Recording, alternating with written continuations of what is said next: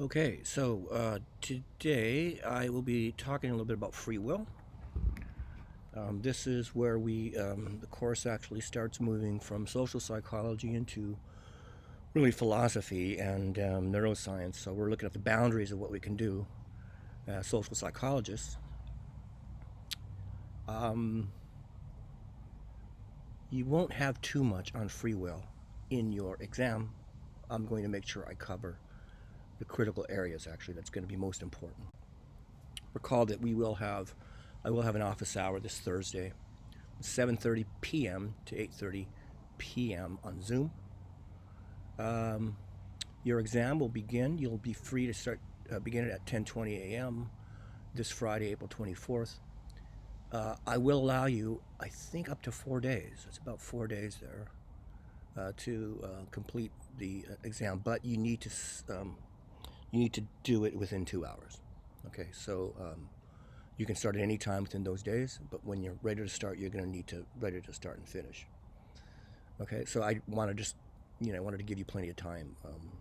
I know things are hectic for a lot of us right now, and so um, I'm going to give you a big window so you can do it when you're ready.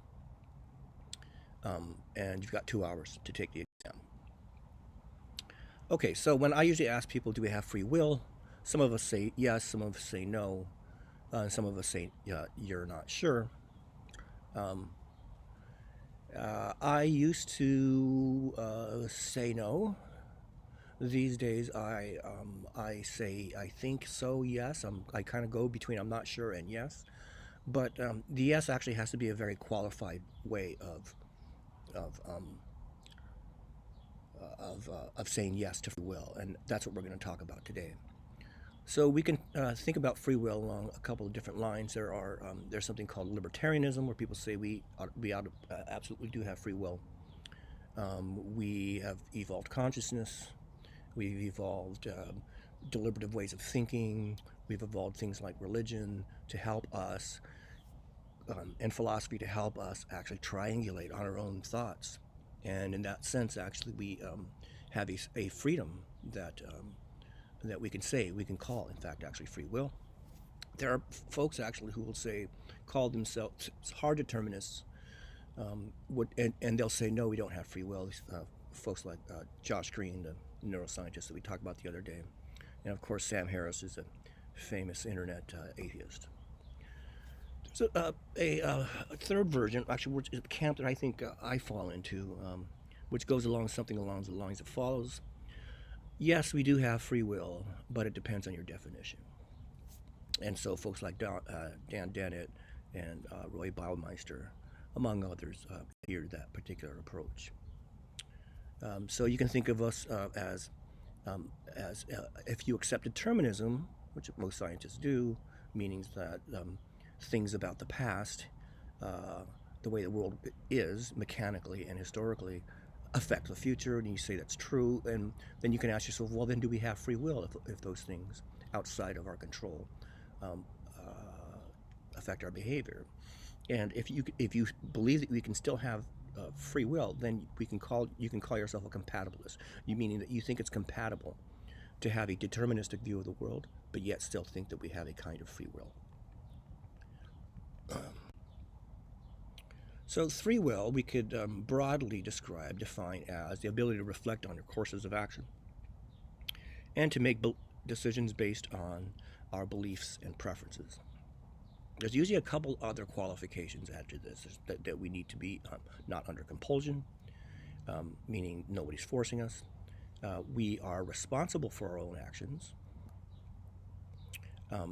That our behavior is indeterminate. Now, that's actually a qualification that some people make, but as we're going to talk about soon, you don't need to actually have that qualification to free will, or that we have an unconstrained will.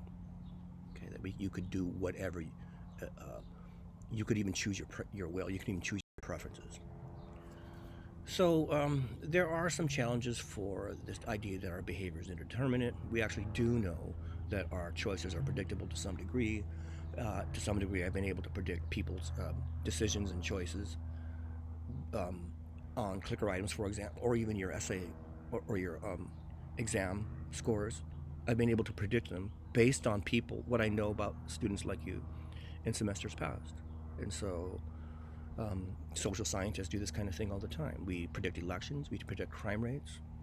Um, as long as we don't go out too far in the future, we can predict economic choices. We can predict actually what kinds of people are going to fall in love with other kinds of people. And our ability to make choices are constrained by, right, the beliefs and preferences that are, of course, influenced by our genes, our environment, culture, and history, of course, um, and our development, how we were raised, the previous choices that we make, by our cognitive complaints. Um, so we might imagine that uh, our evolutionary history is largely responsible for our beliefs and preferences. For example, we might, if you were a hen, you would think actually the greatest thing to do is to sit on eggs. That was the most wonderful thing, and that's all that you wanted to do.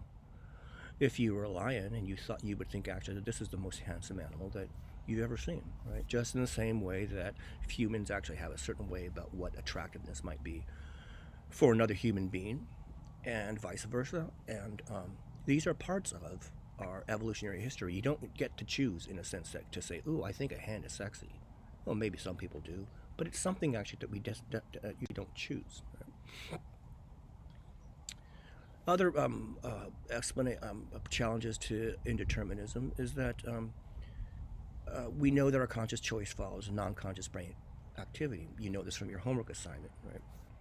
About parts of the brain lighting up. There's other work actually showing that you can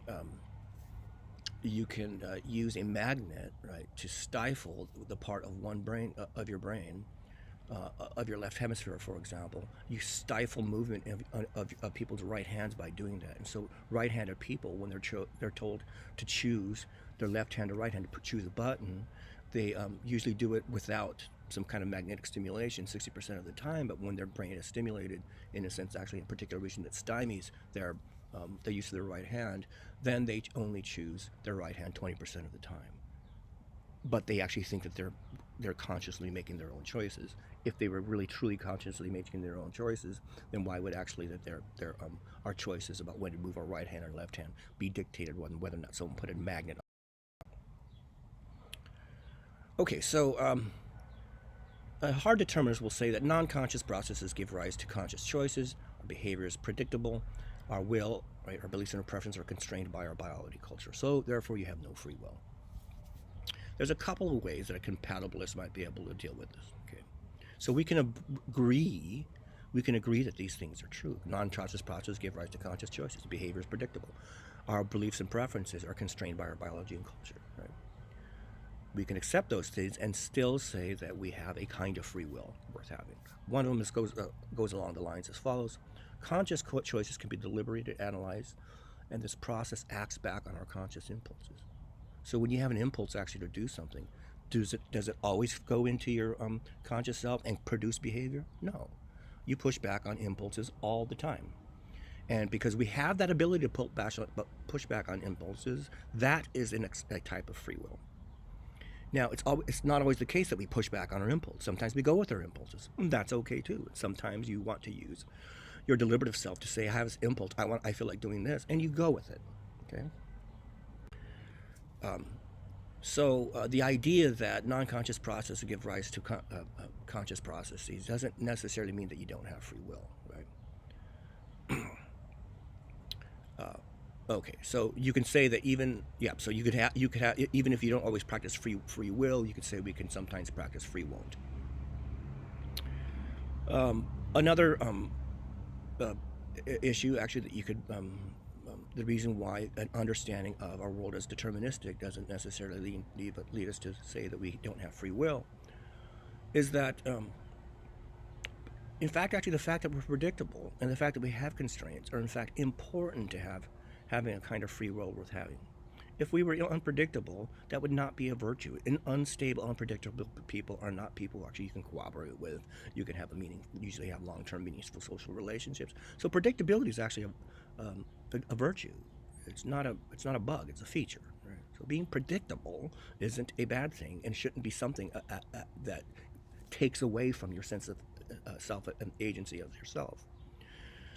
And at least, if not more importantly, is the idea of unconstrained will. It is actually absurd to say that that having an unconstrained will is a good thing. Our very understanding, very basic building blocks on what is good and not good, what is worth having or not worth having, necessarily depends on the idea that we have constraints to our will, and that we could agree on these kinds of things. So, for example, most of us would think actually it's a good thing to care for children. Everywhere, all over the world, people do this. Okay. Sometimes you let them go earlier than other places, but people think, oh, you got a 2-year-old kid, that kid needs to be protected, needs to be loved, needs to be cared for, right? And everybody believes those kinds of things. Now, that's not true for all animals, but it's true for the human animal. And because actually it's part of our evolutionary history, and our cultural history, to do this, and it becomes internalized. It's not a bad thing. I just say, well, I want to live in a world actually where we don't have those kinds of impulses. You can take care of anybody else's children or a child, and you don't. You can just let them live on their own or something, right? Right. So you could imagine that what a absurd world actually is, that if we thought that something like, if we had similar presence to this baboon, right, where we thought, well, today I can wake up in the morning and I'm going to feel attracted to this monkey with the puffy butt, right?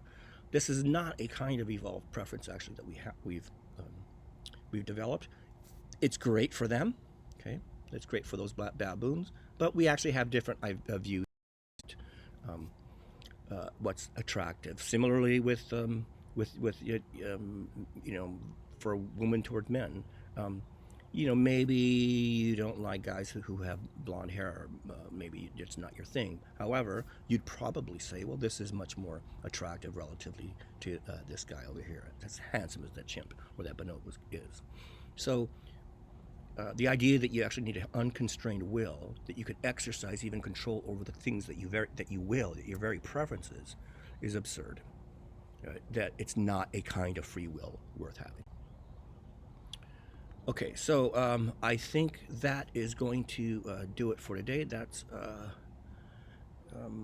what I've got. And I guess I won't see you soon. Maybe I'll see you on the Zoom conference call for office hours. Okay, have a good evening.